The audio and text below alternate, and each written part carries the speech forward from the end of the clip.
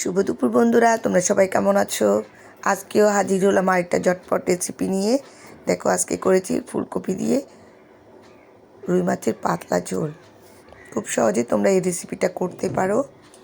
প্রথমে দেখো, আমি একটা কড়াই নিয়ে নিয়েছি, তাতে সামান্য পরিমাণ তেল দিয়ে দিলাম, আর একটু দিয়ে দিলাম পাঁচফোড়ন।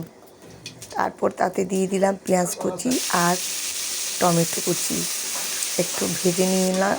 তারপরে দিয়ে দিলাম ফুলকপিটা একটু ভাজা ভাজা হয়ে আসছে, তাতে দিয়ে দিলাম হলুদের গুঁড়া, মরিচের গুঁড়া, জিরার গুঁড়া, ধনের গুঁড়া আর স্বাদ মতো লবণ।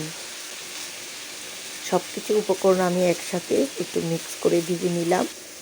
তারপরে দিয়ে দিলাম তাতে সামান্য পরিমাণ জল, ফুলকপিটা সেদ্ধ হওয়ার জন্য একটু ঢেকে দিব।